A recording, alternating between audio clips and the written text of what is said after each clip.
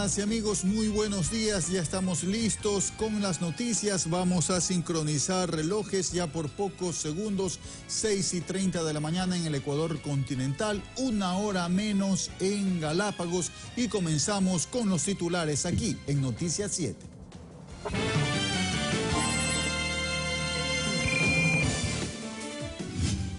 El proceso electoral en el Perú se cumplió sin contratiempos. Según los primeros resultados oficiales, Kuczynski lidera el escrutinio. El presidente de la República, Rafael Correa, retomó el formato de los enlaces ciudadanos desde Pedernales. Más de 3.000 millones de dólares costará la reconstrucción de las zonas afectadas por el terremoto. Consternación por la muerte del legendario boxeador campeón de los pesos pesados, Mohamed Ali.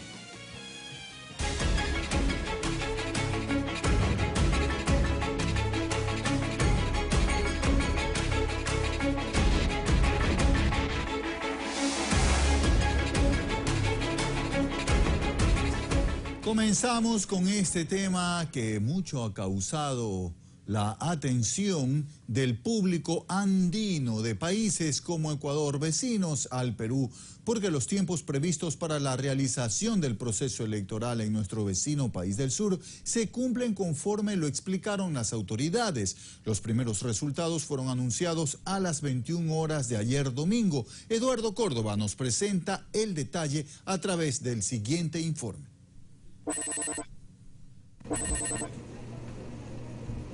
Gracias, compañeros. En efecto, el trabajo desempeñado por la institucionalidad encargada del desarrollo de este proceso electoral en la República del Perú se ha cumplido conforme lo han venido planificando y corrigiendo, por supuesto, los errores que se pudieron haber presentado durante la primera vuelta. La misión de observadores extranjeros como la UNASUR, por ejemplo, ha destacado el proceso cumplido hasta el momento. Tenemos las cifras anunciadas ya de forma oficial a las 21 horas, que fue, como estaba previsto, pues se presente el 20 o 30% de las actas escrutadas. Se llegó hasta ese momento hasta el 36.1% y aquí los resultados. La organización política Peruano por el Cambio viene obteniendo hasta el momento el 50.58% de los votos válidos. Y la organización política Fuerza Popular viene obteniendo hasta el momento el 49.42% de los votos válidos. Y con esa primera información de las cifras y con un margen muy apretado, la Oficina Nacional de Procesos Electorales, ONPE, pidió prudencia y tranquilidad para recibir los siguientes avances oficiales. En tanto, el trabajo de las misiones de observadores internacionales expresaron su satisfacción de lo logrado por la institución electoral peruana, al tiempo de recordar que el proceso continuará con los recursos, impugnaciones y apelaciones que permite la normativa vigente. Satisfechos como misión electoral de UNASUR de conocer que se ha desarrollado una fiesta democrática en el Perú, que se ha desarrollado con absoluta normalidad, que el orden público se ha mantenido en todo el país y hoy esperar que estos boletines oficiales sigan incrementando y el escrutinio ya llegue al 100% y tener ya los resultados definitivos de cuál es el nuevo presidente o presidenta del Perú. Cifras importantes que hay que incorporar a este conteo del proceso electoral en el Perú. Es un 3.4% de la población electoral que reside en el extranjero y otro 13.2% de la población que ejerció su derecho al voto a través del sistema electrónico. Más adelante en nuestras próximas ediciones informativas estaremos incorporando los resultados de este proceso electoral para decidir quién será el próximo presidente o presidenta del Perú. Compañeros. Gracias a Eduardo Córdoba, 6:33 de la mañana. Y tras conocerse los primeros resultados a boca de urna, el candidato Pedro Pablo Kuczynski salió al balcón de su residencia para saludar a sus simpatizantes que comenzaron a concentrarse en los exteriores para celebrar el virtual triunfo, según las encuestadoras Ipsos y GFK. Por su parte, la candidata Keiko Fujimori, desde el Hotel Meliá de Lima, espera junto a sus partidarios los resultados oficiales por parte de la Organización de Procesos Electorales, ONPE. La jornada electoral en el Perú culminó a las 4 de la tarde como estaba previsto. La ciudadanía afirma que esta vez hubo agilidad a la hora de votar. Además, los candidatos ejercieron su derecho al voto acompañados de sus simpatizantes. El proceso electoral inició a las 8 de la mañana, como estaba previsto.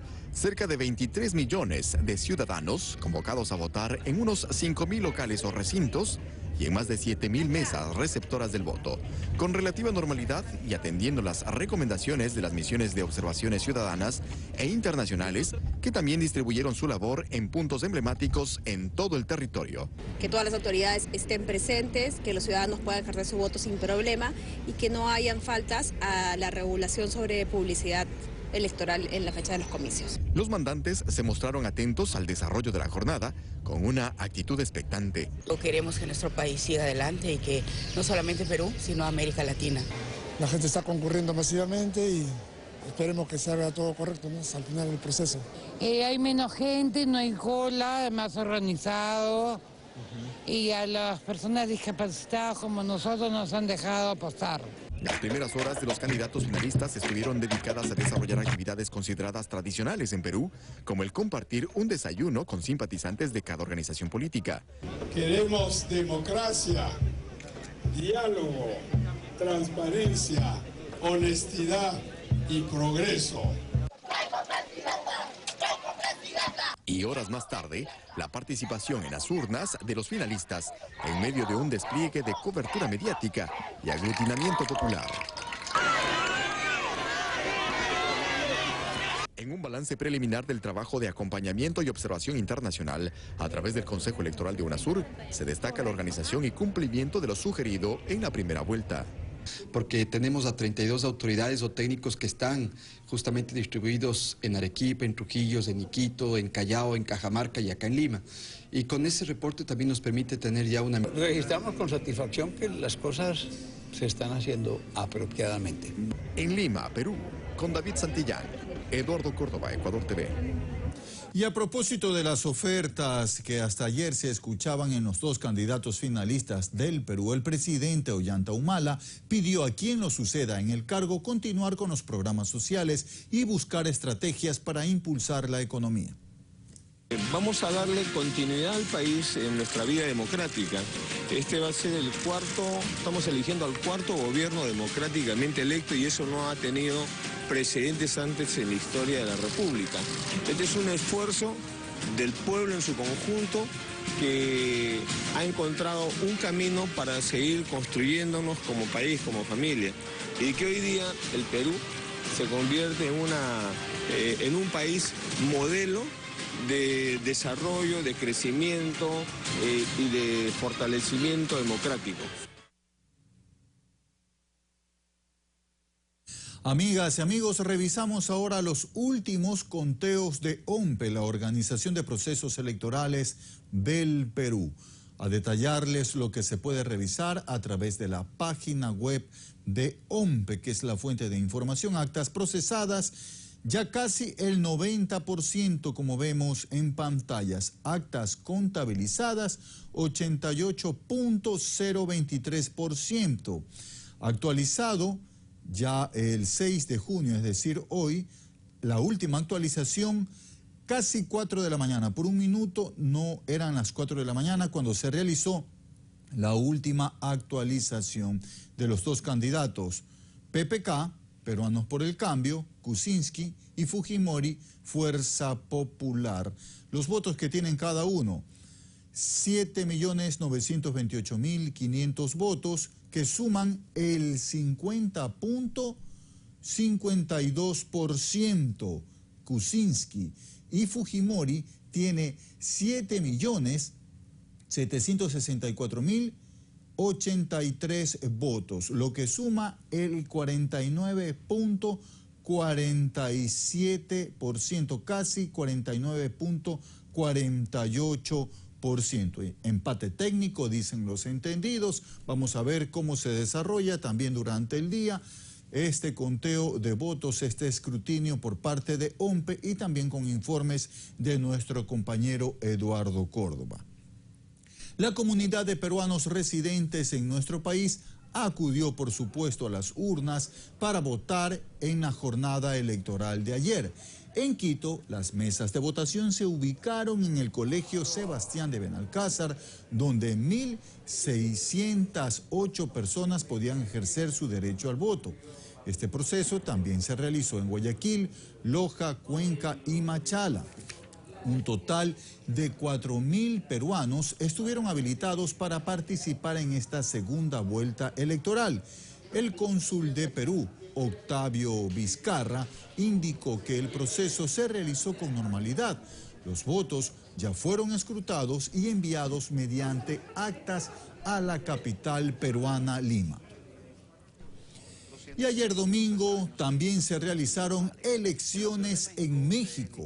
Más de 37 millones de personas fueron convocadas a las urnas en 14 estados para elegir 12.966 ayuntamientos, 368 presidencias municipales y 60 diputados constituyentes en la Ciudad de México.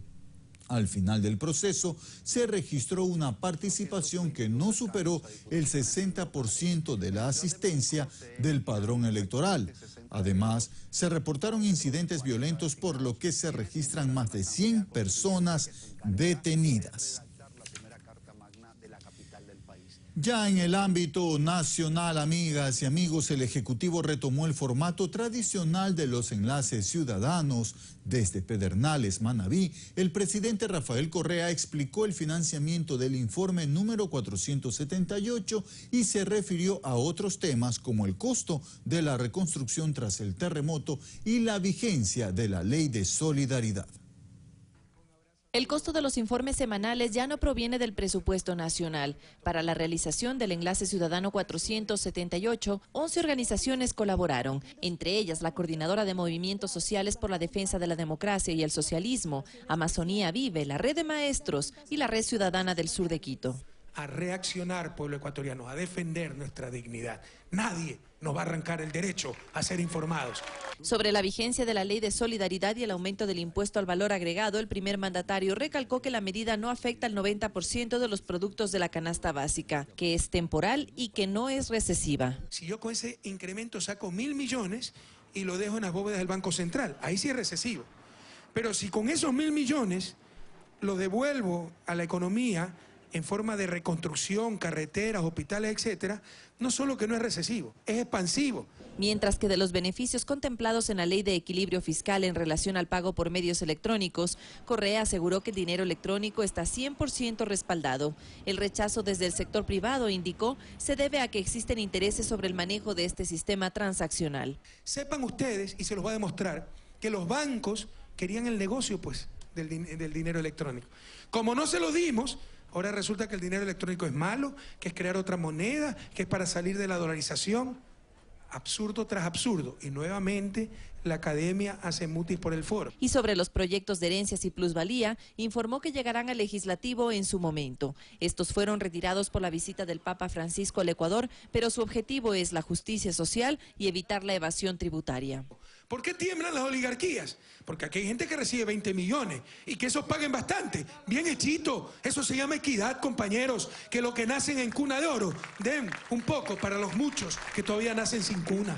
Finalmente, el Ejecutivo no descarta la posibilidad de convocar una consulta popular para preguntarle al pueblo si está de acuerdo con descalificar o destituir a cualquier autoridad que tenga capitales en paraísos fiscales. Aquí no estamos hablando de legalidad o ilegalidad, sino de legitimidad, moralidad, ética. Y es inmoral para alguien que quiere dirigir este país tener sus capitales, su billete y su negocio fuera del país, compañeros. Peor en paraísos fiscales.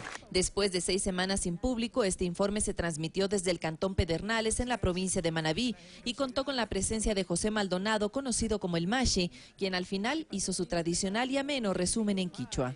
Vanessa Hervás, Ecuador TV. Como sabemos, más de 3.000 millones de dólares costará la reconstrucción de las zonas afectadas por el terremoto del 16 de abril pasado. En el último informe de labores, Sandra Naranjo, secretaria de Planificación y Desarrollo Semplades, explicó cómo se realizó el cálculo, cuáles son las prioridades y cómo se solventarán. El cálculo se hizo en función de la metodología internacional de la Organización de Naciones Unidas. La cifra la dio a conocer hace varios días la secretaria de Planificación y Desarrollo, Sandra Naranjo. Serán 3.344 millones de dólares para la restitución mejorada de activos y la recuperación de bienes y servicios. El 67% del costo lo va a asumir el sector público.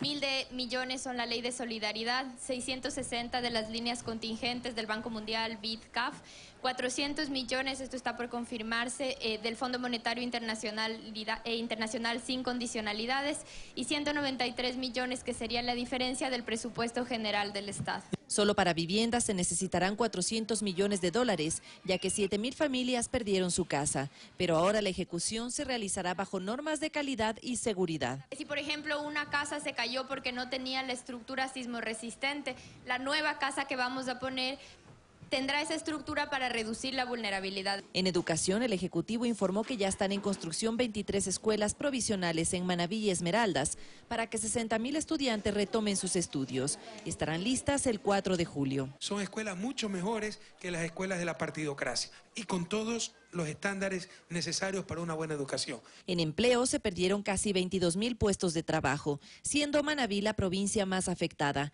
El impacto en la economía para el 2016 se estima en 0.7 puntos porcentuales sobre el incremento esperado del Producto Interno Bruto, pero precisaron que es un cálculo que no considera las políticas activas que el gobierno emprendió desde el evento telúrico. Si no hiciéramos nada, y vamos a hacer mucho, pero depende el ritmo de ejecución, la velocidad de reconstrucción, de inyección de recursos a la economía, etcétera. Con fecha de corte 26 de mayo, a causa del terremoto fallecieron 663 personas y 12 todavía están desaparecidas. Vanessa Hervás, Ecuador TV. Más de 40 familias damnificadas por el terremoto podrán acceder a una nueva casa, esto tras los resultados obtenidos en la denominada Casatón, realizada este último fin de semana en el puerto principal. Me siento muy contento de estar aquí.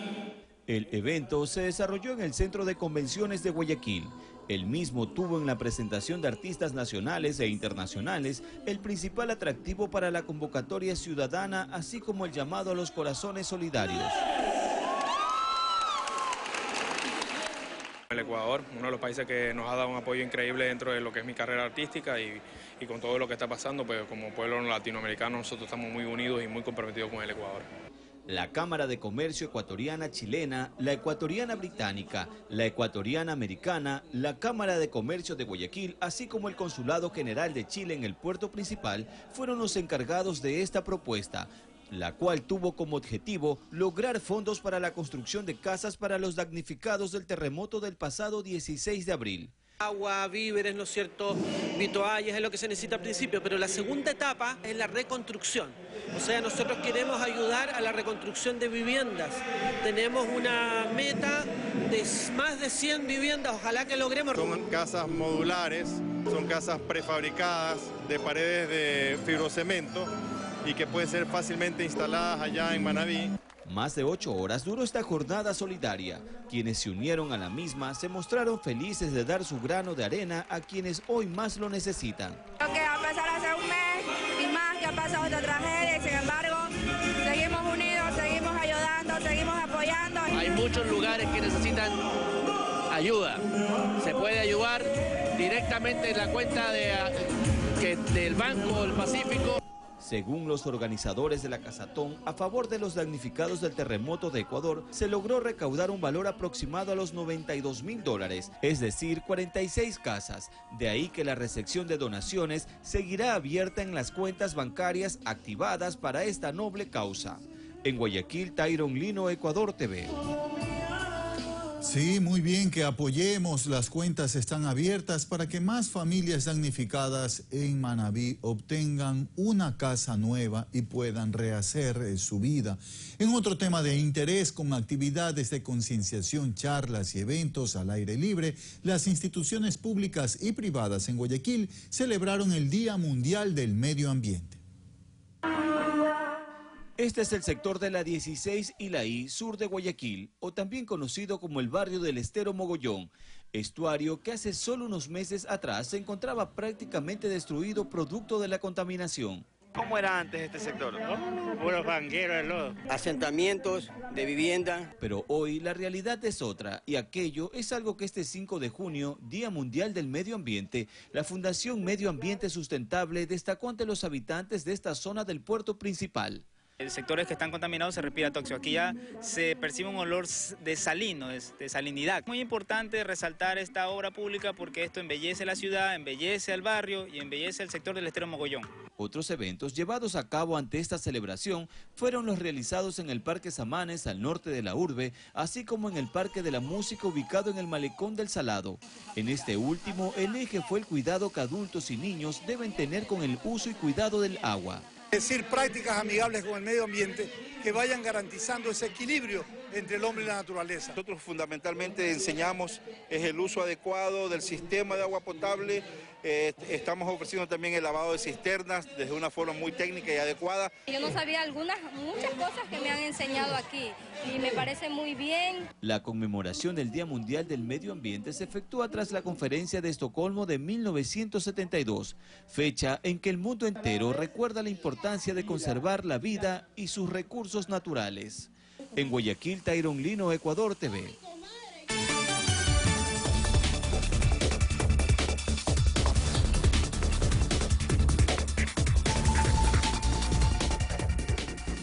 ...270 personas muertas en menos de 24 horas se registran en Siria, mientras que el Papa Francisco emite un nuevo decreto con el que podrá destituir a los obispos culpables de negligencia en casos de abuso sexual contra menores. Más en el siguiente resumen internacional. Bombardeos del ejército sirio y ruso contra grupos yihadistas en Alepo dejan hasta el momento 270 personas muertas en menos de 24 horas. Otras 100 resultaron heridas. La mayoría de víctimas son civiles utilizados como escudos por el autodenominado Estado Islámico. El presidente de Francia, François Hollande, reconoció que existe una amenaza terrorista sobre su país. Esta declaración se da solo a 5 días del inicio de la Eurocopa de Fútbol. En otro tema, las autoridades informaron que al menos 10 personas resultaron heridas por el desbordamiento del río Sena. El Papa Francisco decretó el reforzamiento de las normas contra los casos de pederastia, por la que los obispos podrán ser destituidos de su cargo si han actuado de modo negligente o han omitido acciones al respecto. La Santa Sede publicó esta información el sábado y forma parte del Código de Derecho Canónico. Durante la 7ª Cumbre del Caribe que se celebró durante el fin de semana en Cuba, el presidente de El Salvador, Salvador Sánchez, y su homólogo cubano, Raúl Castro, respaldaron el gobierno de Nicolás Maduro y rechazaron la invocación de la Carta Democrática Interamericana por parte del secretario general de la Organización de los Estados Americanos, Luis Almagro. Son las imágenes del paso de un impresionante tornado que azotó el sur de China. Una persona murió. El Servicio de Meteorología anunció que habrá presencia de lluvias y tormentas eléctricas para los próximos días. Fanny Lara, Ecuador TV.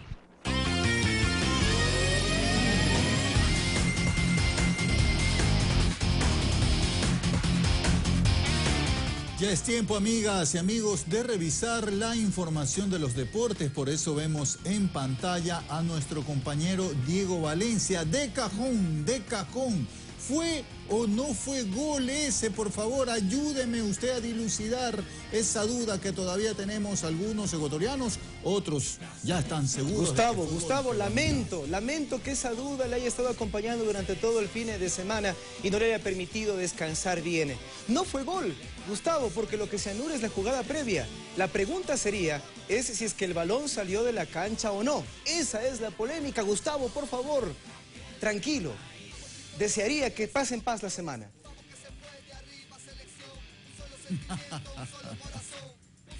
Iniciamos con la información deportiva. Señoras y señores, bienvenidos, buenos días.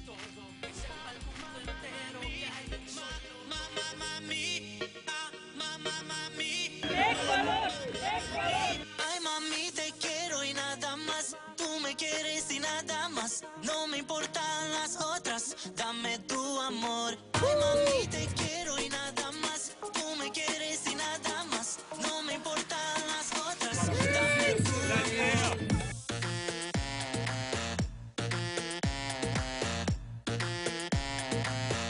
Dame tu amor.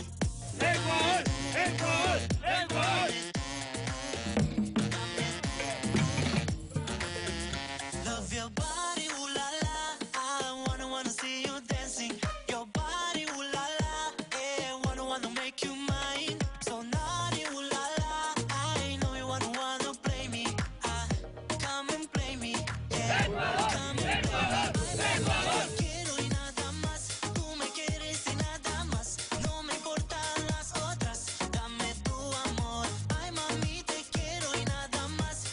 Imágenes de nuestros compañeros dispuestos hacia los Estados Unidos, Robert Guerra y David Lucero, con quienes estaremos en contacto más adelante. Porque nosotros vamos a hacer un repaso de las postales más importantes de lo que dejó ese partido. Que si la pelota salió o no, unos dicen que sí, otros decimos que no. Lo cierto es que la selección ecuatoriana, más allá de esa situación que quedará más para la anécdota que para otra cosa, y reitero, más allá de la consecuencia de la jugada que quedó anulada, en esa previa del error de Alisson, el portero del conjunto brasileño, lo que nos queda es una imagen de la selección ecuatoriana atrevida, que fue a buscar el partido, que se supo ordenadamente también defender frente a la arremetida de uno de los grandes del fútbol sudamericano y que sobre todo en el escenario de la Copa América siempre fue uno de los equipos más complicados para la selección tricolor. Al final, 0-0 el marcador. Escuchamos a los protagonistas, a los técnicos, a Gustavo Quinteros, a Dunga, que fue lo que sacaron a limpio a propósito y luego del encuentro que terminó empatado en el estreno de ambas selecciones en esta edición especial centenaria de la Copa América. La ilusión es la misma. Nosotros hablábamos ayer en conferencia acá con varios de ustedes y decía que tenemos que ir creciendo durante el torneo, ¿no? Creo que empezamos bien.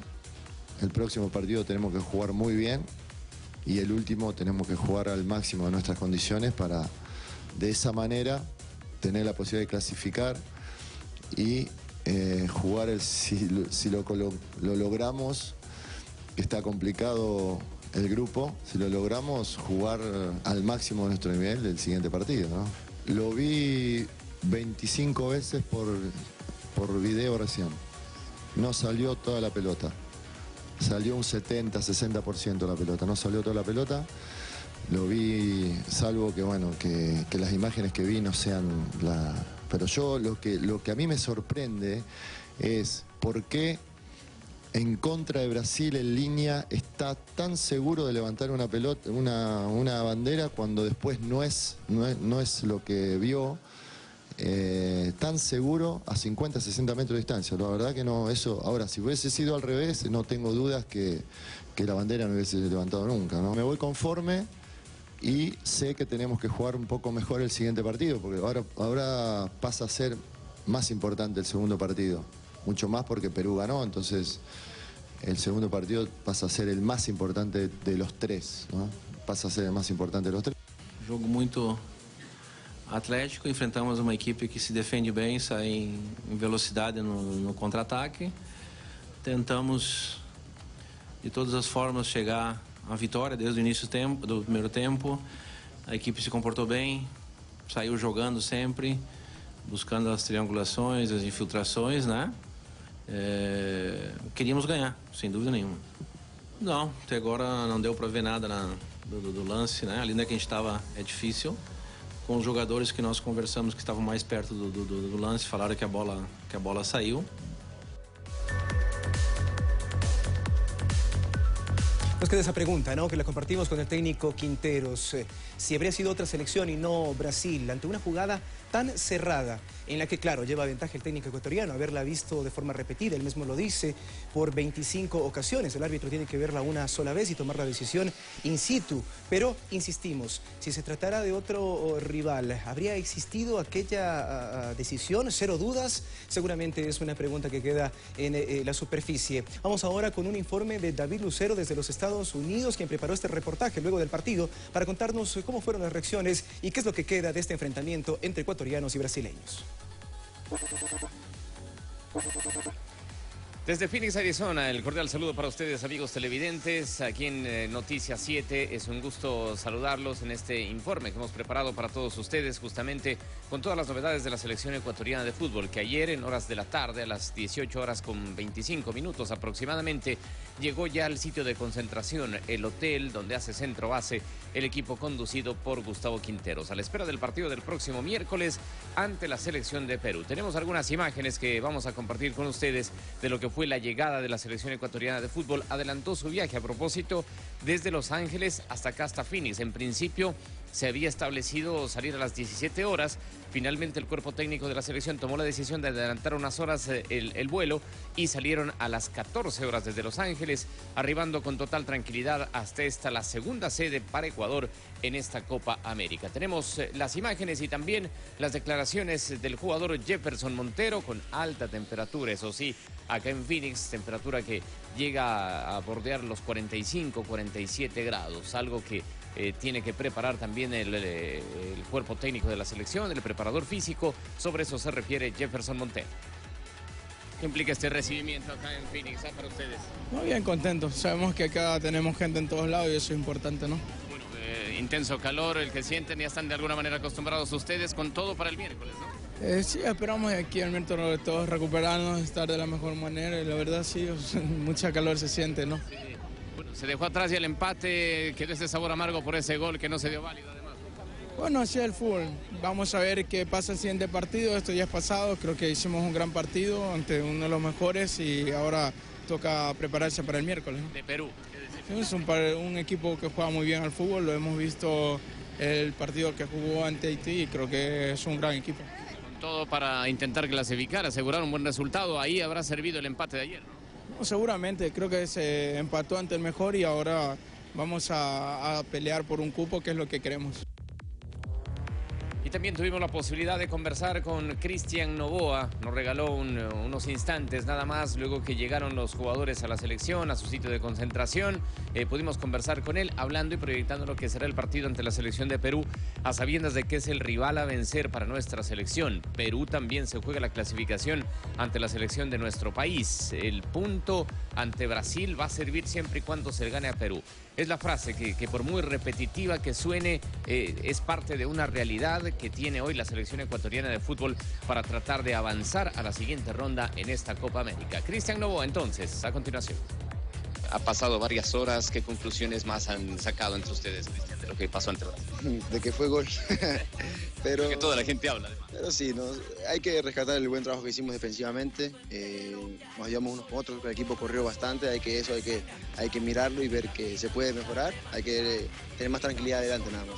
Decisiones finales en cuanto a la nómina para el miércoles las toma Gustavo Quinteros, pero ¿cómo vio usted desde la cancha? Él ayer destacó que todos cumplieron, incluidos Dreher y Mina, que fueron los reemplazantes de Domínguez y Hernández. Sí, por supuesto, todos los que jugaron el día de ayer hicieron un buen trabajo, se esforzaron al máximo y eso es digno de destacar porque un partido muy difícil con Brasil, así que en realidad sí es un partido muy bueno. Ayer lo conversábamos con usted en la zona mixta, no servirá de nada el empate si no se le gana a Perú el miércoles. Sí, así es, vamos a ver.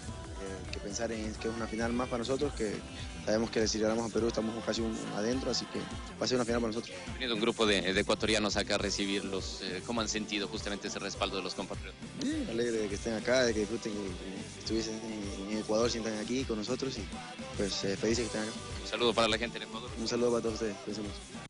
Este es un primer reporte que hacemos desde acá, desde Phoenix, para Noticias 7 y nuestro espacio en los deportes con todo lo que hace la selección ecuatoriana de fútbol. Más adelante compartiremos otras novedades con ustedes, repercusiones de lo que fue el empate ante la selección de Brasil del sábado anterior en Los Ángeles, California. Nuestro informe desde acá, desde Phoenix, Arizona, para Noticias 7 y nuestro espacio deportivo. Muy bien, 7 de la mañana con 2 minutos. Muchísimas gracias a David Lucero, que se encuentra en los Estados Unidos, por ese reportaje preparado ayer, luego del partido, o más bien en este fin de semana, luego de los entrenamientos que se han dado ya, luego del partido que se dio entre Brasil y la selección ecuatoriana. Arribó ya la selección ecuatoriana hasta Phoenix, Arizona, y estos son los minutos previos, los momentos previos del encuentro frente a la selección de Perú, que, como dice el profesor Gustavo Quinteros, pasa entre los 3 encuentros de la primera fase a ser el más importante, tratando de asegurar el siguiente paso en esta Copa América Centenario. Gustavo Espinosa, espero esté más tranquilo, luego ya de la explicación y del informe de David Lucero desde los Estados Unidos. Un día repleto de deportes para usted, Gustavo, nos encontramos más adelante. Claro, ya con la explicación de los especialistas, ¿no? Porque el periodista no sabe de todo, pues no tiene por qué saber de todo. Ustedes son especialistas en deportes, nosotros tal vez en otro tipo de noticias. Y ya con un cafecito a esta hora de la mañana, como el que veo que tiene usted en su escritorio, solo que este no dice 7, ¿no? Por eso lo pongo así. con el lado de la orejita para el frente, ya nos sentimos más tranquilos. Saludo, don Diego, y vamos a seguir revisando más información antes de ver, no, listo, tiene ya don Byron Gallegos lo que se viene en este día. Desde las 11 horas en la Plaza Grande se realizará la ceremonia de cambio de guardia. A este acto castrense asistirá el presidente de la República, Rafael Correa, e invitados especiales quienes desde el balcón presidencial del Palacio de Carondelet observarán la ya tradicional ceremonia que cuenta con la participación de ciudadanos nacionales y extranjeros. A las 12 horas en el Salón Amarillo del Palacio de Carondelet se procederá a la firma del contrato de la concesión del puerto de aguas profundas de Pozorja. A este acto asisten el primer mandatario y las autoridades de Pozorja. La Comisión de los Derechos de los Trabajadores de la Asamblea Nacional se instala hoy en sesión para analizar el proyecto de ley reformatoria a las leyes que rigen al sector público. Esto en las instalaciones de la comisión desde las 15 horas. 7:05 de la mañana, 1 hora menos en Galápagos, y con esta base informativa de lo que se viene, luego de una pausa, viene Carlos Rabascal, listo con las entrevistas. 2 invitados, ya viene don Carlos. Siga con Noticias 7.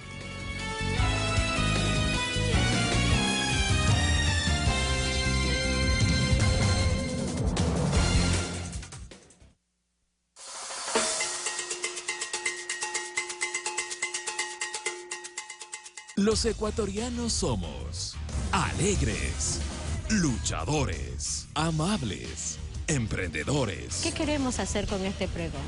Rescatar nuestra identidad. Decididos. Inmediatamente me puse a trabajar con miembros, con la comunidad. Y trabajadores. Tengo siquiera más de 40 años pescando. Descubre las costumbres que nos hacen auténticos y diversos. Documentales ecuatorianos. Este viernes, 22:30. Seguro nos vamos a levantar. Porque somos un país donde los sueños vuelan más alto que los miedos.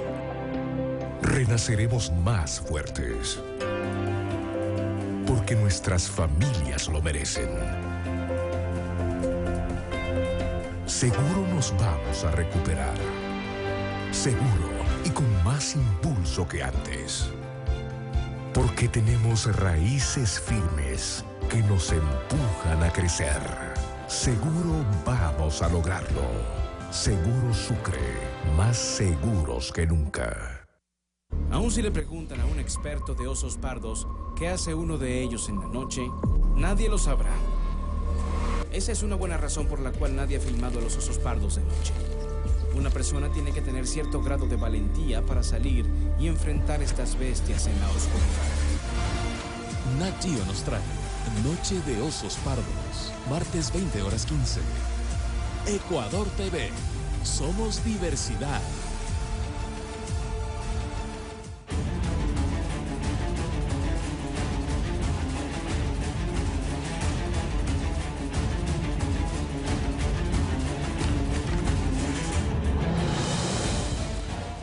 Bienvenidos amigos televidentes a Pensamiento Crítico en este inicio de semana, día lunes, con algunas novedades, las elecciones de Perú y los movimientos políticos en la región. Para hacer un análisis sobre estos temas hemos invitado a Francisco Sierra Caballero, director de la CISPAL. A propósito que mañana tiene un evento tremendamente importante. Francisco, muy buenos días. Buenos días. Te saludo y además gracias por la invitación, porque mañana tenemos el homenaje a Armand Matelar. Así que ahí estaremos. Gracias, es un placer, es una ocasión, digamos, de gala para CISPAL porque reconocemos a uno de los pioneros de la comunicación en América Latina y están invitados cordialmente todos. Y a propósito también, mil gracias por habernos cedido el espacio. Mañana a las 2 de la tarde estaremos grabando en la CISPAL un pulso político, un debate entre autoridades económicas y empresarios, representantes empresariales, para tratar sobre los desafíos de la reactivación económica, programa que se graba a las 2 de la tarde de mañana en CISPAL y se transmitirá a las 10:30 en el horario regular de Pulso Político. Bueno, entramos en materia.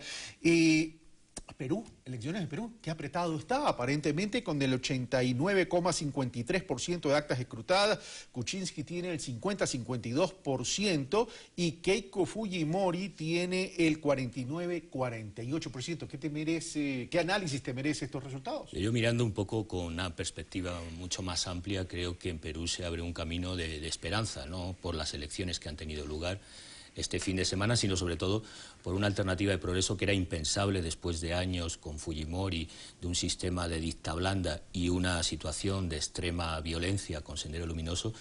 La perspectiva que se abre para las próximas elecciones es de un cambio de progreso, que estamos hablando en un país con una altísima, la más alta concentración de la prensa y con una situación de desigualdad y de pobreza que se ha ido deteriorando en los últimos años. Así que la opción de las dos no es viable, no va a cambiar significativamente el país, pero desde luego se evita la vuelta a lo que era un régimen de corrupción y de dictadura con Fujimori, que representaba la candidatura de Keiko, ¿no? Cuando tú me mencionas, Francisco, las próximas elecciones, me estás diciendo entonces que Verónica Mendoza es la que sale ganando, no en la papeleta electoral, que no estuvo en la segunda vuelta, pero sí de cara a las elecciones luego de 4 años. Ha sido muy criticada por pedir el voto, pero ese voto se pedía para evitar una vuelta a la corrupción y a un régimen de dicta blanda que no favorecía el desarrollo de Perú. Y por contra ha logrado una articulación muy difícil en Perú entre diferentes sectores, una esperanza, un referente. Toca madurar ese proyecto político y a ella como candidata, pero tengo la certeza que a medio plazo va a representar una alternativa y una esperanza para Perú. Bueno, en el caso de Perú, la izquierda no tuvo un rol protagónico, me refiero, de llegada a la segunda vuelta, sí en términos de influencia con Verónica Mendoza, pero estamos frente a ¿qué? Frente a un gobierno de derecha que podría ser Pedro Pablo Kuczynski, y digo podría ser porque todavía no tenemos cerrados los datos oficiales, versus un gobierno que, ¿cómo lo catalogaríamos? Podría ser el de Keiko Fujimori. De Keiko representaría un poco la vuelta a ese régimen entre autoritarismo y liberalismo, y la perspectiva conservadora que previsiblemente cuando se ratifiquen los resultados se imponga, va a seguir por el mismo sendero neoliberal y las alianzas del Pacífico y las estrategias que han marcado los últimos años, con la diferencia de respetar de algún modo las reglas del juego democrático, que era la diferencia con el sistema de corrupción y de intereses creados que representaba Fujimori y su discípula, en este caso, al frente del Estado, ¿no? Pero en el ejercicio del poder, ¿qué gobernabilidad va a haber? Porque de una u otra manera Keiko igual saca una votación muy importante que debe llamar a la reflexión y por otro lado lidera la mayoría en el Congreso. Es decir, Pedro Pablo Kuczynski no va a estar un poco atado de manos. Recordemos que en las elecciones anteriores, Pedro Pablo Kuczynski en la segunda vuelta apoyó ya a Keiko Fujimori. ¿Podría ser esto la crónica de un acuerdo anunciado luego de los resultados oficiales? Estamos dejando fuera la opción de la izquierda, de lo que representa Mendoza, que implica también, con el deterioro que se está sufriendo en el Perú, una alternativa también que se va a dar con manifestación y con resistencia a esas políticas. Es verdad que la gobernabilidad va a ser difícil, pero también hay que tomar en cuenta el deterioro de las condiciones estructurales, económicas que se dan en el país. Esto va a implicar que van a tener también que pactar con los movimientos sociales, con lo que representa la izquierda, para lograr esa gobernabilidad. Yo hago previsible que la legislatura se termine y se desarrolle con normalidad, con cierta estabilidad, pero lo preocupante es la situación económica de las capas y sectores populares. Eso es difícilmente sostenible a medio y largo plazo. Por eso la alternativa de Mendoza me parece importante para el país. A corto plazo pueden haber acuerdos parlamentarios con la oposición, hay intereses económicos macros que comparten ambas opciones conservadoras, pero tendrán también que establecer un poco los intereses y las condiciones de vida de la mayoría de la población en Perú. Y básicamente te preguntaba esto por el perfil de Pedro Pablo Kuczynski. Recordemos que él ha sido un funcionario del Banco Mundial, él llegaba a acuerdos con Fondo Monetario Internacional cuando fue ministro de Toledo, etcétera, etcétera. Pero bueno, tú dices, se abre una esperanza en Perú para los gobiernos de izquierdas y progresistas, pero ¿qué pasa en el resto de la región? Tenemos un Brasil que ha llamado la atención en estos tiempos, que ha sido un Brasil estable. Hoy tenemos complicaciones, tenemos un Lula que quiere aspirar a las próximas elecciones, pero una Dilma prácticamente ya caída. Tenemos en Argentina un Macri que gana a la sucesión de los Kirchner, y así tenemos una percepción de que se está terminando terminando el ciclo de los gobiernos progresistas. Uno haría un diagnóstico pesimista respecto a la situación de la región. Preocupa especialmente el caso de Brasil por lo que representa como gigante económico, geoestratégicamente en la región. Pero si hace una lectura desde el punto de vista social de los movimientos políticos y sociales que se han ido articulando en esta década ganada en América Latina, de una nueva ciudadanía que reclama derechos y los reclama en países históricamente condenados a una condición, digamos, precaria o de absolutismo, como es el caso de Perú, y en otros países que han vivido dictaduras durante largo periodo, como es el caso de Brasil, y en el que la ciudadanía no se está acomodando a lo que sería un golpe clásico de Estado. Es decir, estamos viviendo un ciclo que hay gobiernos progresistas con dificultades, que en la política institucional, si hiciéramos solo ese análisis, el diagnóstico podría ser muy negativo, pero si uno hace un análisis de los movimientos políticos, de las esperanzas en países que históricamente no han tenido un gobierno de progreso y además observamos los movimientos que se están observando en toda la región, la perspectiva sería, digamos, de claroscuros. Hay un proceso retroceso político de los gobiernos de progreso, pero una emergencia y un movimiento, por ejemplo, en el caso de Argentina, el Frente por la Victoria se está reorganizando y previsiblemente, independientemente de los procesos de judicialización que tengan lugar en el país, se espera un proceso de alternativa a Macri que en las próximas elecciones, si no antes, porque caiga el gobierno, va a tener la mayoría amplia. Pero esos movimientos sociales que dices tú se están activando post, es decir, luego de haber cedido un gran espacio, en el caso de la Argentina, incluso perdiendo las elecciones, un gobierno progresista o un movimiento progresista, y en el caso de Brasil, con una Dilma Rousseff completamente debilitada y un Lula con un signo de interrogación si va a poder acceder a esas elecciones. Pero ¿qué pasa con los otros gobiernos? Con Bolivia, por ejemplo, y con Ecuador. Lo de Venezuela lo dejo para otro análisis porque tiene unas realidades muy puntuales. Yo creo que hay que hacer una autocrítica en este sentido. El ejemplo de Brasil, el PT ha estado burocratizado con una dirigencia que en el aparato del Estado ha desarrollado una buena política de planificación, pero no ha logrado revertir procesos significativos estructurales en el país. Y esta es la lección que hay que sacar con la derrota de la consulta que hizo en Bolivia, en el propio Ecuador, de establecer un proceso más dinámico, más radicalizado desde el punto de vista de la participación ciudadana, de las conquistas y avances, justamente para evitar esos retrocesos. Las lecciones que hay que sacar de casos como Argentina o Brasil es la necesidad de activar ese proceso dinámico, transformador, también de encanto y de ilusión que tiene la ciudadanía con un proyecto de revolución democrática que es necesario profundizar para lograr consolidar conquistas. Gracias, Francisco Sierra. Se nos terminó el tiempo. Un pulso político inextenso. Vamos a analizar la situación política de la región. Y, por cierto, también en España, cuya situación política electoral está para alquilar balcones. Así es, con esperanza también. Francisco Sierra Caballero, muchas gracias. Mañana estaremos, por cierto, en la CISPAL por la grabación y por este homenaje a Matelar. Bueno, nosotros hacemos una pequeñísima pausa, una brevísima pausa y regresamos con Javier Córdoba, ministro de Minas, para hablar sobre cómo va ese sector.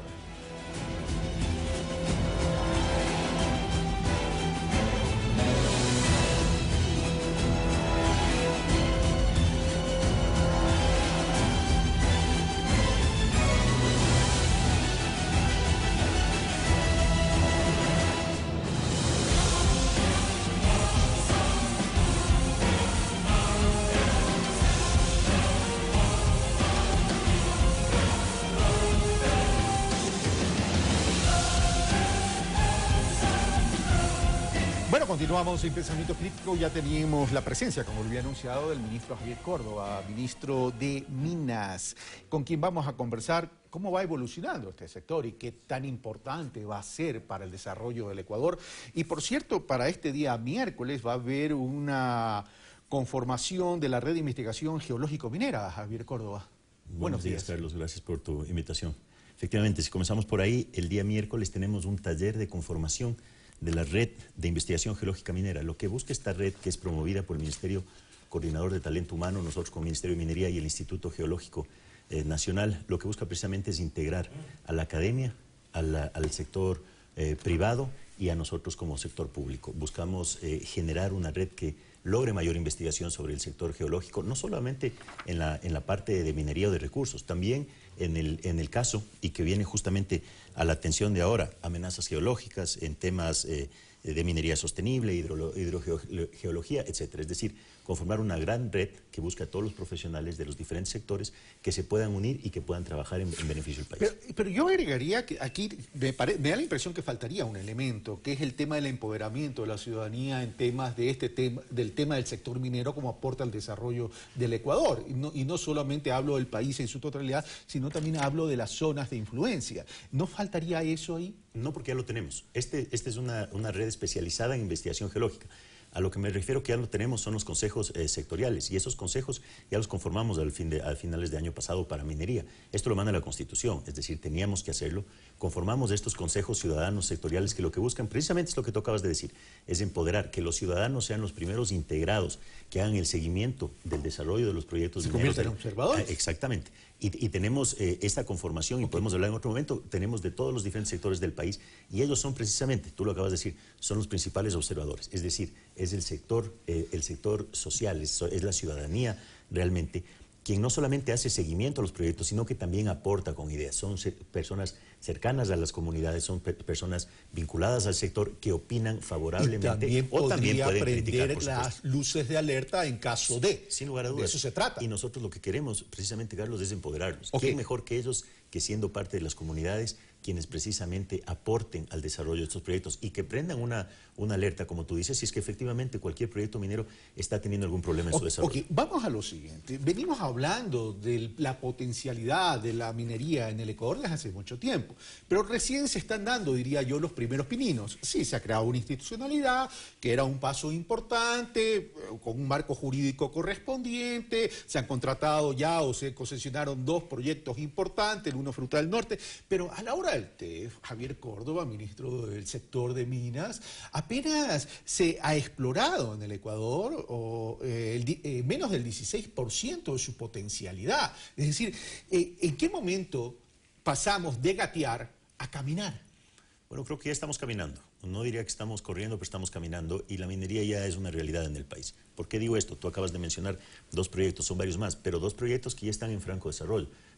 Fruta del Norte, por poner un ejemplo, en estos días ya entrega la factibilidad económica, algo que en su momento Kinross nunca llegó ni siquiera a estar cerca. Hoy ya tenemos con Landín, estamos esperando la entrega quizás esta misma semana de la factibilidad económica de Fruta del Norte, y en los próximos días, en los próximos 15 días, ya pasaría a fase de explotación. Es decir, ya Fruta del Norte finalmente es una realidad. Mirador ya está en construcción, invertirá alrededor de $500 millones. Río Blanco entrará en producción en construcción, en las próximas semanas. Por eso decía que es una realidad. Pero tú le acabas de dar, yo creo que en el punto central de algo que definitivamente nos faltaba. Y es exploración. Hemos explorado un porcentaje muy pequeño en el menos país. del 16%. Sí, entre el 10 y el 15% es lo único que realmente se ha explorado en detalle. Y sin explorar, si nosotros no conocemos realmente la potencialidad del país, no vamos a tener los nuevos proyectos, no vamos a tener los nuevos Mirador, o Fruta del Norte, o Río Blanco, o Loma Larga. En ese sentido, abrimos ya el catastro minero después de 7 o 8 años que estuvo realmente cerrado, es decir, sin opción a que las empresas puedan acceder a nuevas concesiones. Ya lo abrimos con un método totalmente distinto, y esto la ciudadanía tiene que tener muy claro. Antes de nuestro gobierno, con la ley anterior, precisamente la ley que cambiamos, una ley que era demasiado abierta en nuestro criterio especulativa, cualquier persona podía pedir una concesión minera y el Estado estaba básicamente en la obligación de entregársela. Sin mayor análisis. Sin mayor análisis, sin hacer ninguna pregunta. Simplemente cualquier persona quería una concesión y el Estado se lo daba. Y no había tampoco ningún requerimiento de inversión, de hacer realmente trabajo. Hoy tenemos un proceso competitivo, es decir, no entregamos la concesión de manera directa. Si nosotros tenemos un requerimiento, que tenemos, por cierto, más de 200 pedidos de concesiones, eso demuestra que hay un interés.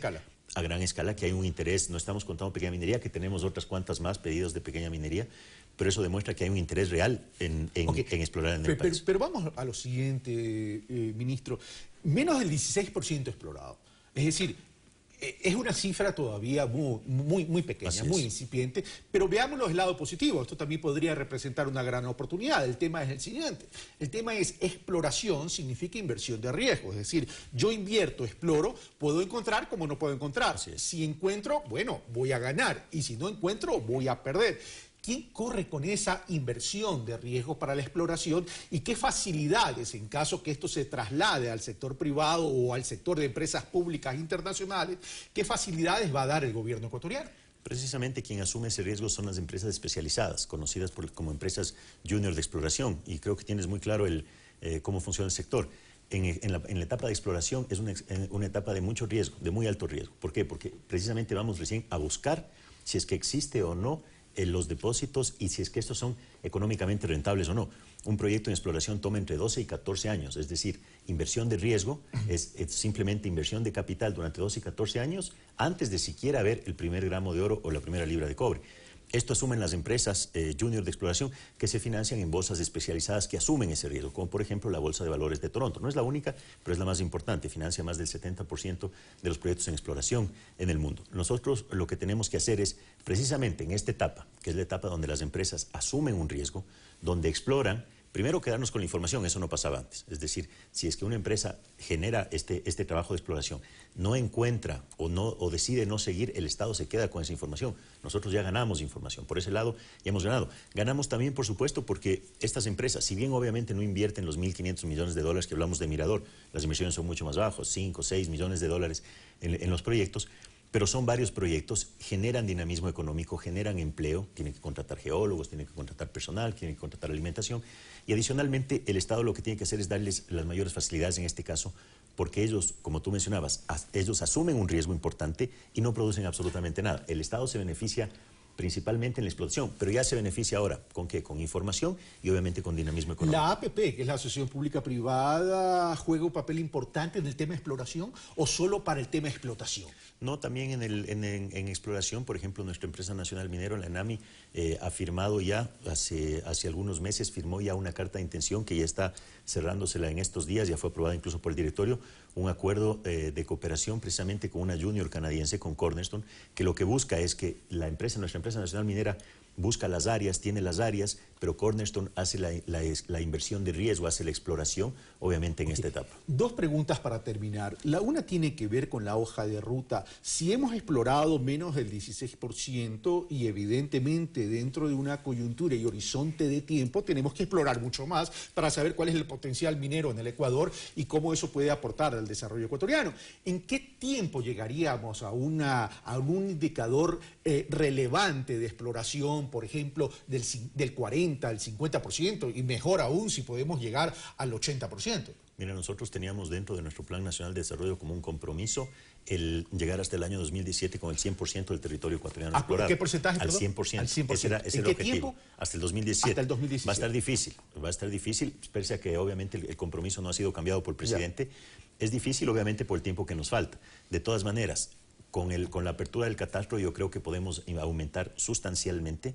Yo creo que podríamos sobrepasar el 50% del territorio ecuatoriano explorado y aparte trabajar en algunos otros proyectos que podríamos asumir nosotros también como Estado que nos ayude a la generación precisamente de esa información geológica del país. Y ya para terminar, el tema que genera polémica, que es el tema del agua. ¿Cómo se va a proteger? O ¿cómo se debería ya estar protegiendo este tema de las fuentes de recursos hídricos que genera ciertas líneas sensibles en determinados sectores? Mira, con responsabilidad y sin politiquería. ¿Qué quiero decir con esto?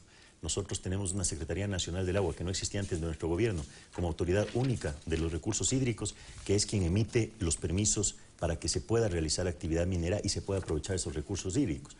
¿Y qué quiero decir con esto? Solo por citar un ejemplo. Ya lo había dicho públicamente en algunas entrevistas y por cierto ya me dijeron de todos en las redes sociales. Pero es la realidad. Tenemos un informe, solo para citar un ejemplo. En el sector de Zaruma-Portobelo, donde hay una importante contaminación de los ríos, que no la negamos y que estamos trabajando en eso, un proyecto integral para manejar los relaves del sector. Pero de la información que nosotros tenemos de estudios del Ministerio del Ambiente, de la CENAU y del propio UNIGEM, la contaminación que existe efectivamente en los ríos Calera y Amarillo se da 20% por minería, 20%. El 80%, es decir, la diferencia no se da contaminación por minería, se da principalmente por mala deposición de los desechos sólidos, por ejemplo, de las ciudades, por temas agrícolas, por temas ganaderos. Eso genera el 80% de la contaminación de los ríos, el 20% viene por minería. No con esto quiero decir que estamos contentos, por supuesto que no. Estamos trabajando en un proyecto integral, pero a lo que voy es que tenemos que ser conscientes, los GATS, los gobiernos autónomos descentralizados tienen que ser conscientes que ellos también son parte de la responsabilidad de lo que está pasando con nuestros Javier Córdoba, muchas gracias. Se nos terminó el tiempo y por cierto, antes de despedirnos, el taller para la conformación de la Red de Investigación Geológica Minera será el 8 de junio, que si no me equivoco es día miércoles. miércoles y día jueves. Así que, bueno, están cordialmente invitados. ¿Dónde va a ser esto? En el auditorio del Ministerio de Educación. Ok. Bueno, esto fue Pensamientos Críticos. Soy Carlos Rabascal. Hacemos una breve pausa y venimos con más noticias e información en Ecuador TV.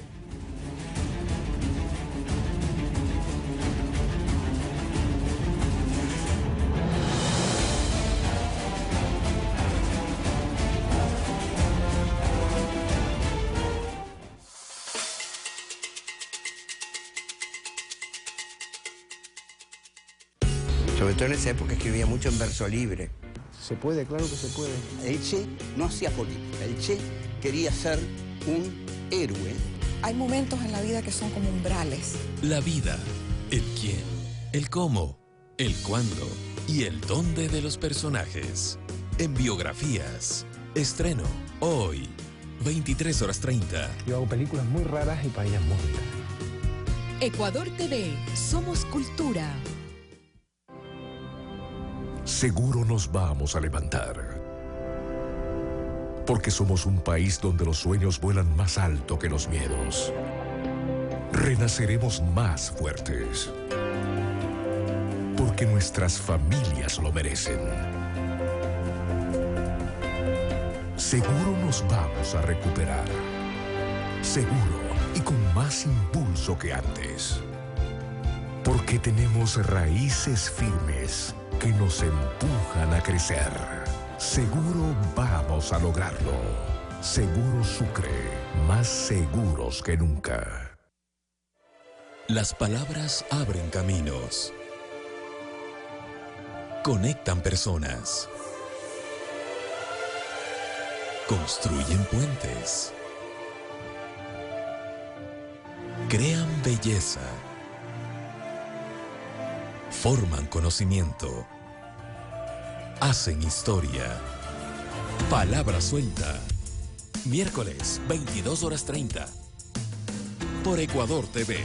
Somos todos.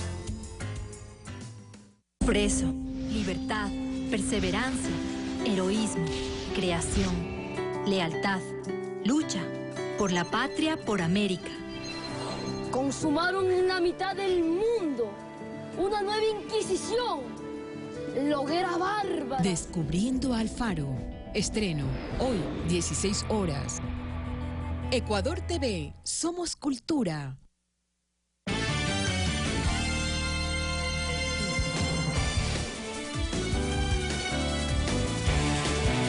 Retomamos, amigas y amigos, gracias por continuar con Noticias 7, la información que arrancamos con los titulares.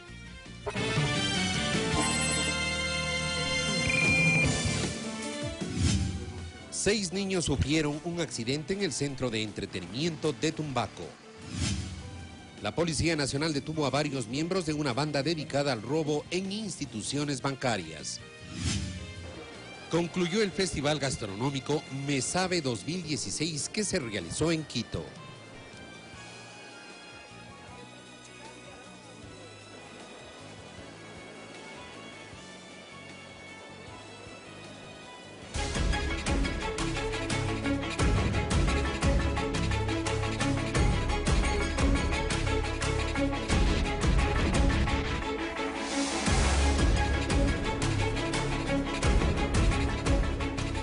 ¿Cómo avanza el conteo de votos en el vecino país del sur, el Perú, por las elecciones presidenciales de ayer domingo? Tenemos uno de los últimos informes que nos ofreció nuestro compañero Eduardo Córdoba desde la organización OMPE de los procesos electorales en Perú. Eduardo. Gracias, compañeros. En efecto, el trabajo desempeñado por la institucionalidad encargada del desarrollo de este proceso electoral en la República del Perú se ha cumplido conforme lo han venido planificando y corrigiendo, por supuesto, los errores que se pudieron haber presentado durante la primera vuelta.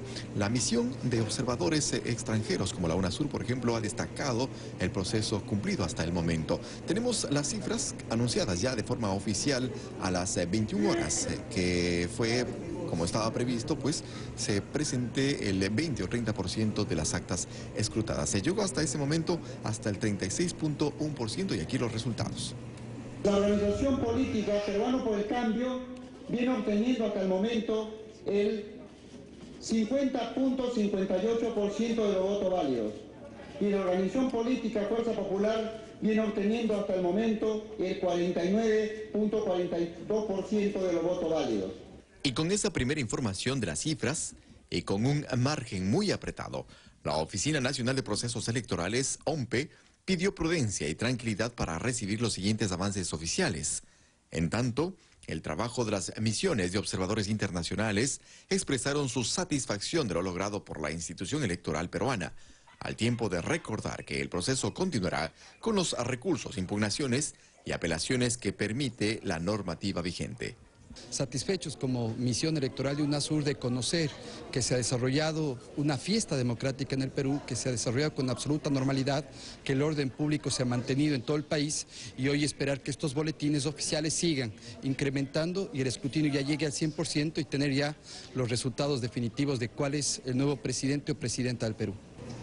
Cifras importantes que hay que incorporar a este conteo del proceso electoral en el Perú. Es un 3.4% de la población electoral que reside en el extranjero y otro 13.2% de la población que ejerció su derecho al voto a través del sistema electrónico. Más adelante en nuestras próximas ediciones informativas estaremos incorporando los resultados de este proceso electoral para decidir quién será el próximo presidente o presidenta del Perú. Compañeros. Estaremos atentos a posteriores informes para conocer cómo avanza el escrutinio de votos en el Perú. 6:35 de la mañana en Galápagos, 1 hora más en el Ecuador continental, donde nos encontramos. Y el Ministerio de Justicia continúa su campaña de mano dura contra la corrupción en los centros de rehabilitación social. Por ejemplo, en el centro de Guayaquil se descubrieron nuevas irregularidades gracias a operativos realizados durante la semana pasada. Veamos. Sábado de visitas en la Penitenciaría Regional de Guayaquil, y para los familiares de las personas privadas de la libertad es indiscutible que existe un cambio en el modelo de rehabilitación social. Sin embargo, aseguran que aún hay falencias muy preocupantes. El gobierno puede luchar para cambiar, pero aquí no hay cambio. ¿Por parte de qué? De todo. ¿Cómo ingresan tantas cosas, encuentran tantas cosas que nosotros no revisamos? A propósito de este tipo de denuncias, el pasado 1 de junio, unidades de inteligencia de la Policía Nacional y del recinto penitenciario ejecutaron un operativo donde cerca de 12 personas, la mayoría guías en servicio activo, fueron encontrados con sustancias estupefacientes. El modus operandi, asociación entre guías y privados de la libertad para ingresar la droga al complejo carcelario. A través de sus botas, objetos prohibidos tales como sustancias, celulares y cargadores. Las mismas que una vez que eran modificadas puedan dar a los familiares, a los PPLs que se encontraban en el interior de la regional de la penitenciaría. Otra irregularidad que fue denunciada por las propias autoridades y sustentada por parientes de los PPLs es el trato a los visitantes. Un PPL se enferma, hay que refilar. O sea, $5. El hecho de que uno tenga un familiar detenido no es para recibir tantas humillaciones. Continuamos un proceso de depuración de aquellos malos elementos que no se acostumbran y no están acoplados al nuevo modelo de gestión penitenciaria.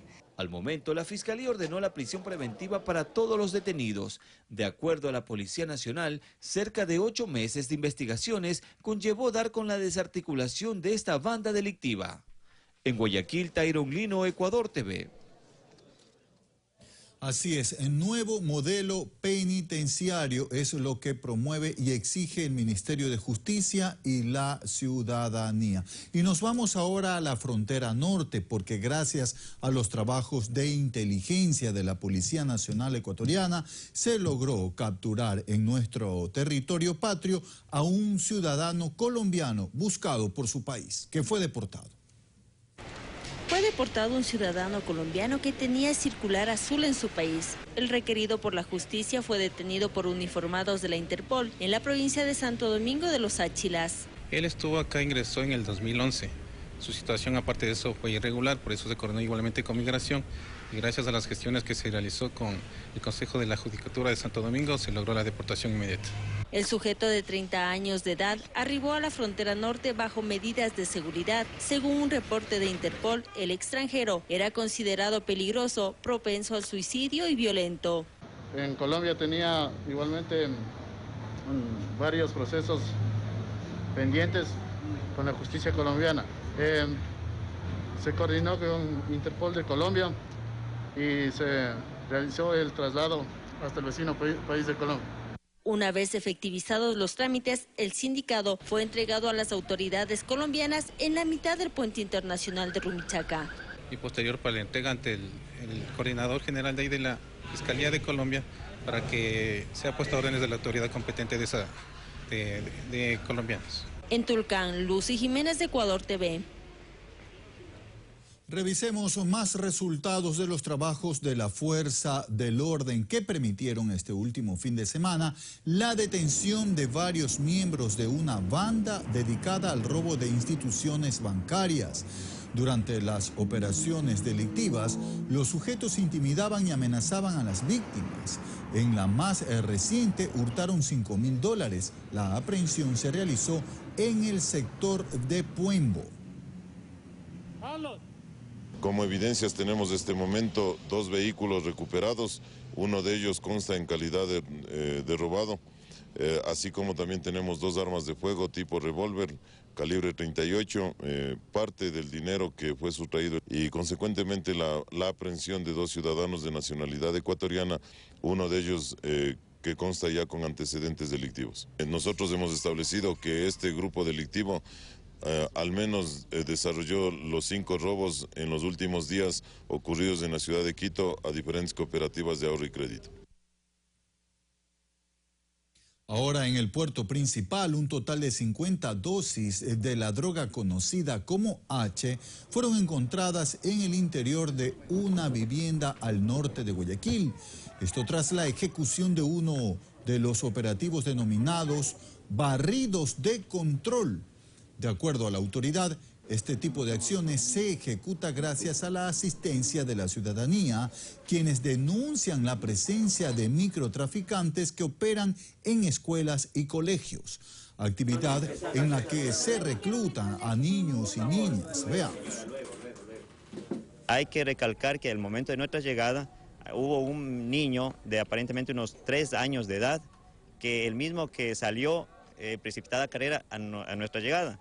Y al hacerle un registro por parte de la DINAPEN, la Policía Especializada para Niños, se le detectó que en el interior de su bolsillo se encontró varias fundas de heroína, la H, por lo cual entonces comenzó a hacer las averiguaciones y confirmó que es una tía de él que le entregó esa funda. Y una de las tías está detenida, son 3 personas están detenidas.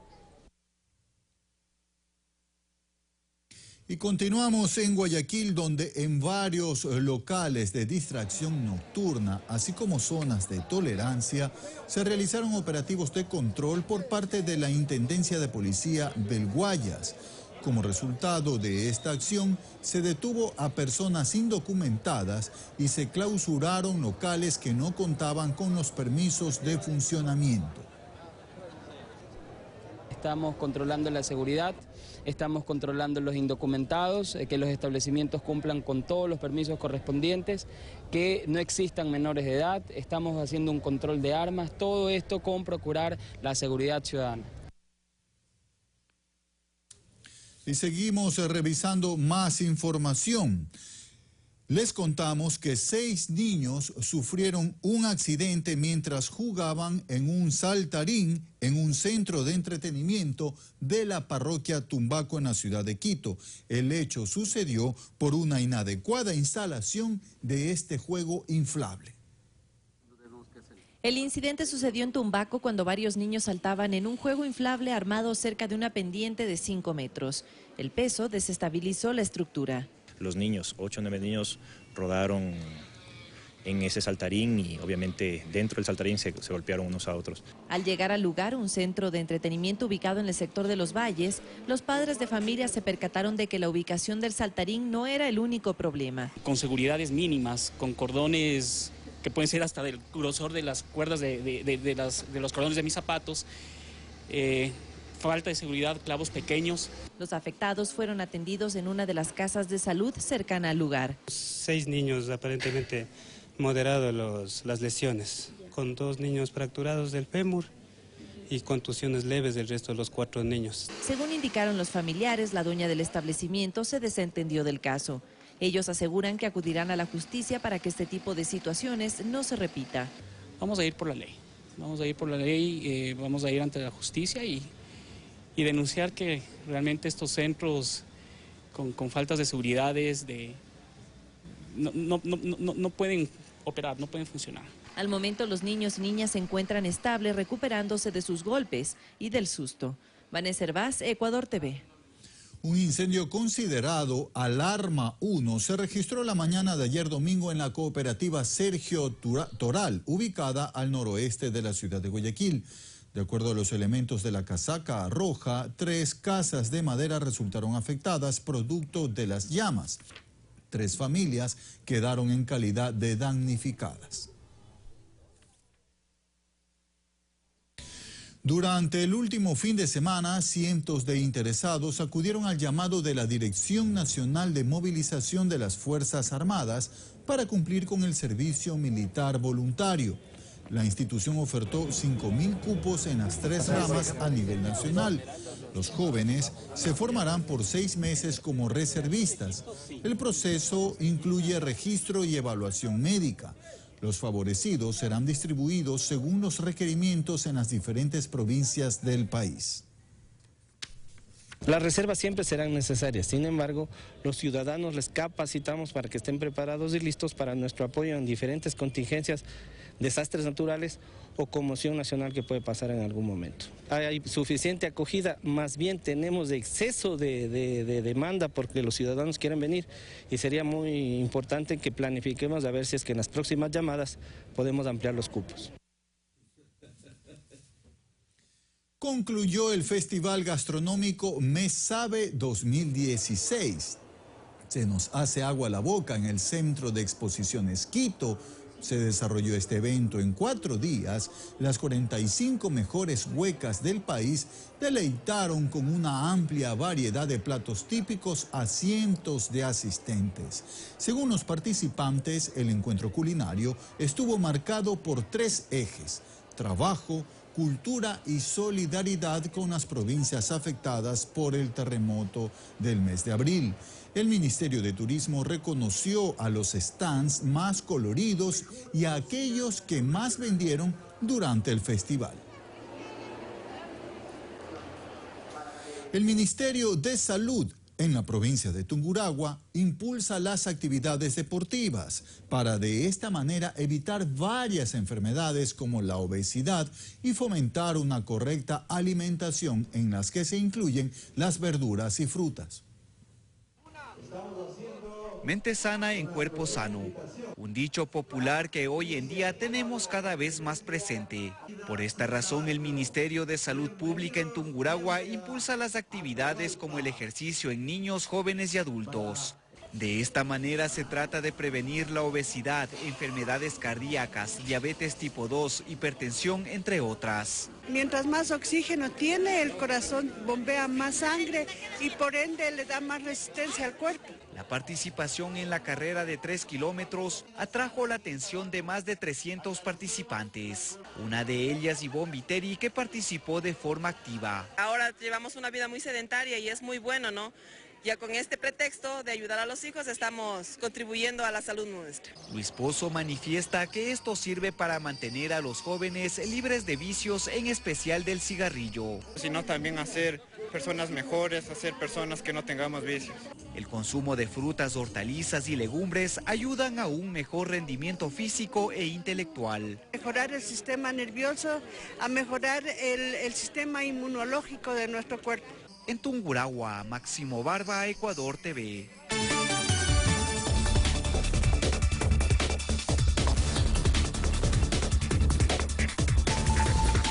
Noticias del mundo. Como parte del proceso de mediación entre la oposición y el gobierno venezolano, el expresidente del gobierno español, José Luis Rodríguez Zapatero, mantuvo un encuentro con el líder opositor Leopoldo López en la prisión de Ramo Verde.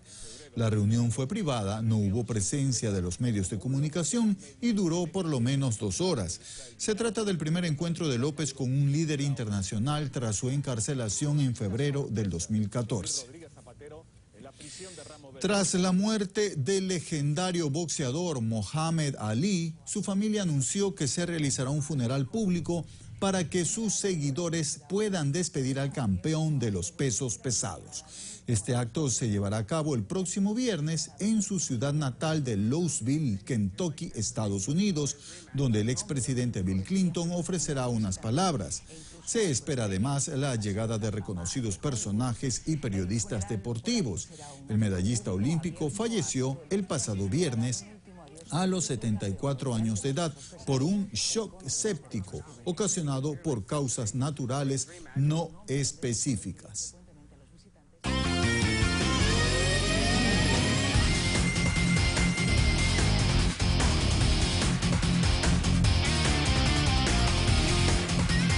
A propósito de esta última nota internacional, ya cuando faltan casi 10 minutos para las 8 de la mañana, el deporte mundial perdió a uno de sus grandes representantes, Diego.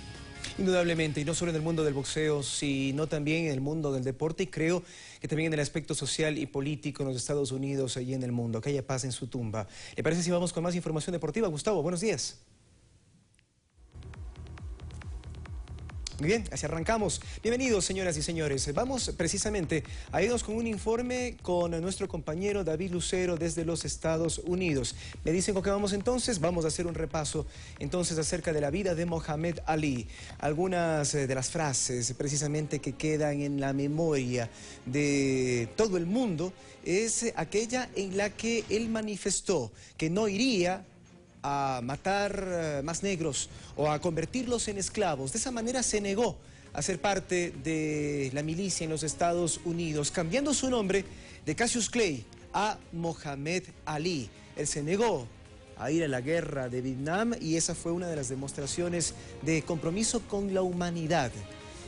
Preguntándose, entre otras cosas, por qué las diferencias de colores, por qué las diferencias sociales, por qué unos tienen más oportunidades que otros. Mohamed Ali, en 1984, y 4 años después de que abandonara el ring, empezó a sufrir de la enfermedad de Parkinson.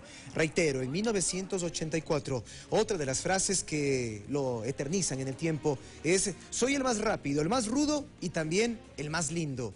Una de las frases más célebres de Mohamed Ali o Cassius Clay, que nació en Louisville, en el estado de Kentucky, Estados Unidos, y en 1964 se convirtió al Islam y se cambió de nombre el día después de lograr su primer título de boxeo. La causa de su deceso, como ya lo hemos dicho, fue un choque séptico por causas naturales no especificadas. También sus familiares han dicho que este fin de semana se lo va a velar y por supuesto va a ser público para que la gente pueda visitarlo antes de su entierro. Haya paz en la tumba de Mohamed Ali, uno de los más grandes, no solo del mundo del boxeo, sino del deporte y también de este mundo.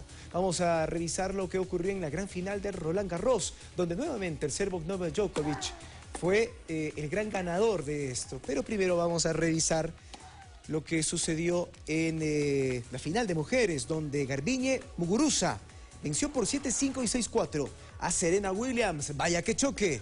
El de la venezolana que representa a España y que se enfrentó al estadounidense en la gran final del Roland Garros. En damas, 7-5 y 6-4. Me parece que es el punto definitivo en el que la venezolana española, no lo podía creer realmente, acababa de dejar de lado a una de las grandes del mundo del tenis. Uno de los puntos más disputados y por supuesto el que le da la victoria a Garbiñe Muguruza, la venezolana española. Reiteramos que ayer fue la gran campeona del Roland Garros. Enseguida vamos a revisar lo que ocurrió también en el partido de varones, antes de estas imágenes que seguramente quedarán eternizadas en la memoria de toda España y por qué no también de Venezuela, si se trata de una venezolana de nacimiento. Vamos ahora sí a revisar lo que ocurrió entre Novak Djokovic, que derrotó al escocés Murray con el siguiente resultado. Atención, 3-6, 6-1, 6-2 y 6-4. Djokovic de esta forma, tras saldar su deuda pendiente en Roland Garros, afirmó que va a ganar los 4 Grand Slam que quedan de la temporada 2016. Es un objetivo posible, dijo, y además redobló la apuesta. Voy por los 4 en el mismo año, refiriéndose a los 4 grandes títulos del Grand Slam. Novak Djokovic, reiteramos, derrotó en 4 sets, 3-6, 6-1, 6-2 y 6-4 a su rival. Aquí las imágenes también del festejo, de la premiación de lo que ocurrió en el Roland Garros este domingo. Vamos a continuación a revisar también algunos de los partidos amistosos internacionales, principalmente que se han dado en Europa, sobre todo por la preparación que vienen teniendo algunas selecciones previo a la Eurocopa. Atención, esta es la imagen que nos deja Alemania y Hungría. Lang al minuto 39 marcaba el 1-0. Gol en contra, lamentablemente, de la selección húngara. Vamos a revisar el segundo de Thomas Müller al minuto 63, 2-0. Victoria del conjunto alemán. Reiteramos en lo que significa la preparación de varias de las selecciones europeas previo a la Eurocopa. Este es el choque entre Francia y Escocia. El primero del partido al minuto 8. Giroud.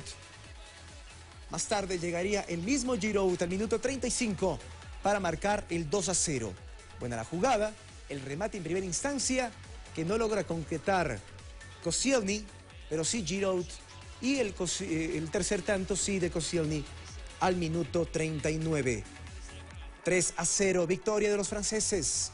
Vamos a revisar otra de las partidas que se dieron a propósito de los amistosos internacionales en territorio europeo.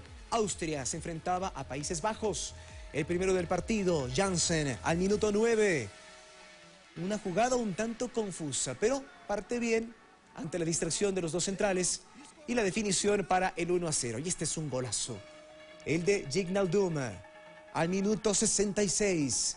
2-0, victoria de Holanda frente al conjunto austriaco. Esto como preparación, ya lo hemos dicho, de la Eurocopa. Lo que ocurrió el viernes anterior también lo destacamos, porque el Colegio SEC acá en Quito realizó una subasta de varias de las camisetas del fútbol nacional. Allí las tienen, originales y firmadas por cada uno de sus jugadores. Además del Real Madrid, del Atlético de Madrid, allí están en las imágenes, la camiseta 7 histórica del Manchester United, de Luis Antonio Valencia. Todo lo subastado servirá para seguir apoyando a los damnificados del pasado 16 de abril del terremoto sucedido en Manabí y Esmeraldas. Pero ¿cómo les fue? Las voces de los protagonistas nos cuentan. La de mayor puja fue la del Real Madrid, que se consiguieron $6.000, $17.350, yo creo que son espectaculares. Y encima la solidaridad, y yo creo que también el mensaje que se ha transmitido a los chicos que han estado de que tenemos que seguir colaborando con el Ecuador y ayudándoles. Nosotros lo vamos a canalizar directamente. Nosotros ya tenemos el contacto directo con UNICEF y con la Fundación Real Madrid. En el caso de la universidad también estamos construyendo más de 100 viviendas prefabricadas, que también lo estamos haciendo por parte privada junto con el Ayuntamiento de Pedernales y con la Cámara de la Construcción de Quito.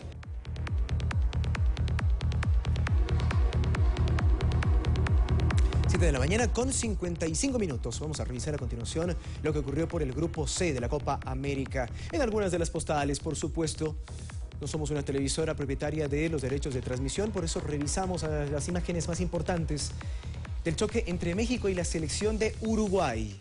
Al final, el resultado que se escribió en este partido fue de 3-1. Favorable para la selección mexicana, a pesar de la reacción a medias que se dio por parte del defensor del Atlético de Madrid, Godín, en el empate transitorio. 3-1, victoria para el conjunto mexicano. Escuchemos las reacciones de los técnicos al final de este partido. Cualquier entrenador tiene derecho a orientar el juego para la pierna inhábil de cualquier jugador del mundo. Ahora, si él no entendió cuando yo decía que lo orientara la pierna que no tenía, entonces le pido 1000 disculpas al señor Jiménez. Pero si por el contrario, él lo entendió y decidió venirme a agredirme después del juego, se lo quiero manifestar nuevamente como se lo dije a él. Es un comportamiento irrespetuoso, inapropiado de un profesional. Creo que México entró mejor al partido, tuvo dominio territorial. Nosotros ahora tenemos una situación dificilísima contra Venezuela. Si no ganamos, quedamos afuera de la clasificación prácticamente. Entonces, por ahí va la cosa. Tenemos que tratar de ir a jugar bien, como se intenta en cualquier partido, pero con un triunfo que debe ser inexorable. Quedan 2 minutos para el final y por supuesto para la despedida, de la cual estará encargada Gustavo desde la ciudad de Guayaquil. Pero antes queremos invitarles para que nos puedan acompañar a las 13:30. Estaremos con más informes desde los Estados Unidos junto a nuestro compañero David Lucero para que nos pueda dibujar y hacer sentir lo que está viviendo la selección ecuatoriana en la previa de su enfrentamiento con la selección de Perú. ¿Será cierto, Gustavo, lo que dice su tocayo, Gustavo Quinteros, que se trata de los 3, al menos de la primera fase de la Copa Centenario, Copa América Centenario, el choque más importante frente a la selección de Perú? Te deseo un día repleto de deportes. Gustavo, un abrazo. No se me vaya todavía, Diego. Estamos de acuerdo con mi tocayo Gustavo Quintero, aquí el personal de Café TV que ya está llegando al estudio de Guayaquil. Parecen ser unos expertos en fútbol, don Wilmer García, Dani Dredd, quien está en la cámara desde las 6 de la mañana, en Unque, Franklin Rubén, Quito. Me han alimentado de información deportiva. Luego lo llamo para ver si es verdad todo lo que ellos me dicen. Sí, más información a las 13:30. El equipo, 14 horas, noticias. Volvemos.